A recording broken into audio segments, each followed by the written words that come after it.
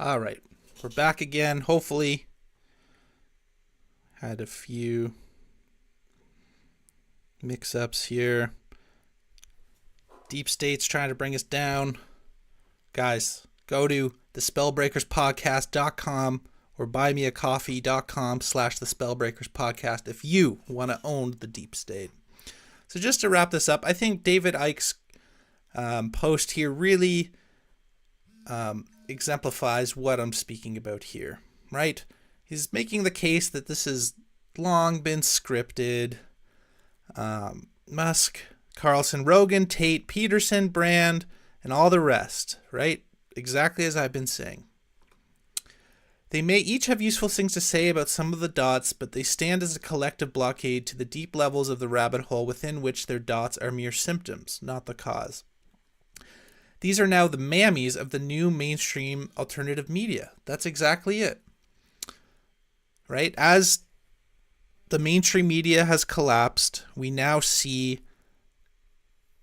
these new crop going up, right? And so that's why it's so important for them to keep their grip on the psyche of humanity. We need people like this to be the controlled opposition.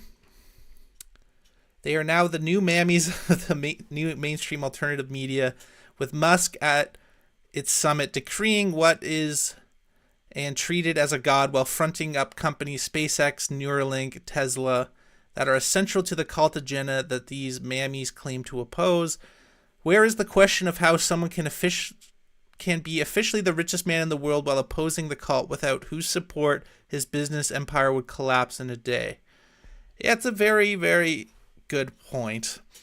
Elon. Oh, thank you, sir. Where is the question about why government that's supposed to hate Musk's free speech would go on handing over the taxpayer subsidies on which his empire depends? Elon. Thank you, sir. Where is the question of why the cult, through its deep state, which controlled Twitter and what would be posted, would suddenly sell it to free speech absolutist Musk, who, as a result, has become the god of the very alternative media the cult needs to direct and control? So it goes here and no further. Where is the question about the occultist significance of Musk's obsession with the letter X and his plan for X to become the global app for everything? The real alternative media has no here and no further, is thus marginalized by comparison, and as planned, but we are still here and still pursuing the depths of truth where the mammies refuse to go.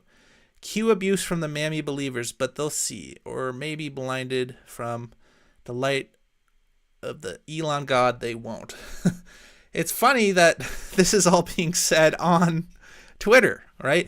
And so, yeah, that's the thing about Elon Musk, is he is doing more for free speech globally than any other human on the planet. That's just a fact. You know, he has taken Twitter from just an absolute censorship hellhole where, you know, the most, without being graphic, some of the most vile content imaginable was on.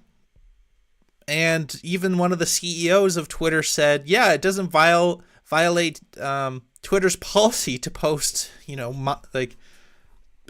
minor abuse. I'll just say that, you know, very, very sad stuff. So Elon has done a lot to clean it up and make it a free speech haven more than any other big tech platform.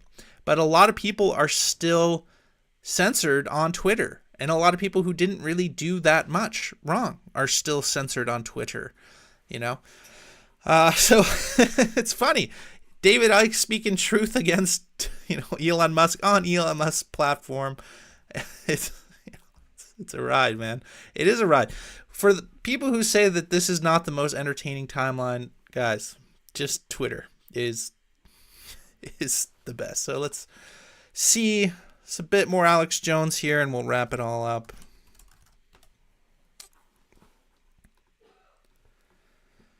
And yeah, we had Laura in the chat making some good posts. Sorry, Laura, my whole system went down. It was obviously the Deep State. If you want to own the Deep State, go to thespellbreakerspodcast.com and donate. Otherwise, you are not the resistance. Let's see what else is going on here. Musk went through. Right? And then so we have the other side. Boys, girls, everybody else, Ryan here. I hope you're having a good Sunday, but unfortunately, I need to come on here and drag Elon Musk a little bit. For those of you who may not be paying attention, Elon Musk was talking about letting Alex Jones back on Twitter, and he put this poll out. And as you see, he won. I thought, okay, maybe he's just messing with it. He's not going to put this dude back on X after he's been sued and owes $1.1 billion to the Sandy Hook parents because of what he said. Wrong again, Ryan. And what's the first post he retweets after not being on there since 2018? From Andrew Tate, of course. They want to tell globalists to get fucked. I want to tell domestic terrorists and sexual predators to get fucked. In this tweet from Shannon Watts, Elon Musk says, I vehemently disagree with what he said about Sandy Hook, but we are a platform that believes in freedom of speech. Or are we not? That is what it comes down to in the end. If the people vote him back on, this will be bad for X financially, but principles matter more than money. I'm so glad you said that, Elon. Let's check the tape. So when Kim here said that Alex Jones should be allowed back on because Biden and Trump are, Musk responded and said, my firstborn child died in my arms. I felt his last heartbeat. I have no mercy for anyone who could use the deaths of children for gain, politics, or fame. You know, that's one post I read that I was actually kind of like, oh, damn, Elon maybe he does have a heart. And when somebody shared that post, then I found out that Elon Musk's ex-wife came on here and said it was actually her holding the child. I guess I shouldn't be surprised that a guy that lies about holding his dead kid would let another guy on his platform who lies about a bunch of kids. Yeah, whatever. Yeah. Yeah. It's true. We don't know what to think, right? Yeah, Laura missed some of your earlier comments, but yeah, Elon has done more, but then I think about it on the other side. What if Elon didn't take control of Twitter? Maybe Gab.com, which is a true free speech alternative, maybe Gab would be blowing up in numbers. Maybe I'm fairly convinced that they're constantly gaming and running basically running all of social media through an AI algorithm, and they can basically predict in real time, exactly what they need to do to kind of keep the narrative going. And so, what release valves to release when, who to reinstate, what scripts and theaters to hang out to allow at what time, right? And it very much comes down to timing. So, I think for Twitter, one, Elon Musk isn't a saint in all this. Elon, on his most recent talk, has basically said that he's taking all of X's data to train his AI for Neuralink, right? And so, he even said that all copyrighted material, so including this talk, because I'm live streaming on Twitter, will be put into an AI algorithm. So in the future, guys, think about all the copyrighted material, all the books, all of the quotes from all poems and music that people have posted on Twitter then goes into the AI box, and eventually will start generating content that's been using copyrighted material. And so, think about that, the implications of that alone. It's very, very interesting to think about, right? If somebody just rips off my song or my book or my article in isolation, I can sue them. But if an AI takes a million songs and poems and works of art and works of fiction, and then is able to generate new content based off that, that's going to open up a series of lawsuits that you can't imagine. So here we go. He's back. The legend returns. InfoWars. A free speech win. Boom. And it is a free speech win. Yeah, Alex Jones is back. So, okay. Yeah, I've seen a lot of these.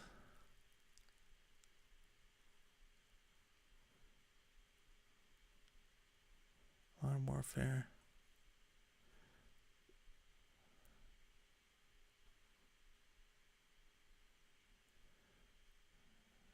Yeah, okay. Andrew Tate. All right, I'm going to wrap it up, but you guys see what I'm saying here. Alex Jones, limited hangout. Say it once more. Limited hangout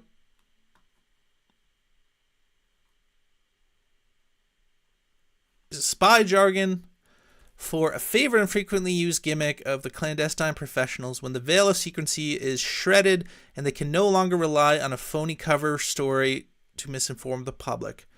They resort to admitting, sometimes even volunteering, some of the truth, while still managing to withhold the key damaging facts in the case.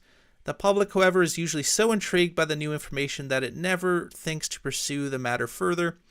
While used by the CIA and other intelligence organizations, the tactic has become popularized in the corporate and political spheres. I think what we're seeing now is a textbook limited hangout. Guys, in the future, I think the main ways to determine what a limited hangout is to ask yourself the following. What are the actual practical steps we can take to get out of this? Who are the specific people involved? And what can we actually do about it? And if you notice, almost never that is the case. So, hope you guys are doing well. Just my thoughts on the Alex Jones, the freeing of Alex Jones. Hope you guys are having a good day. Much love, Donnie Spellbreaker.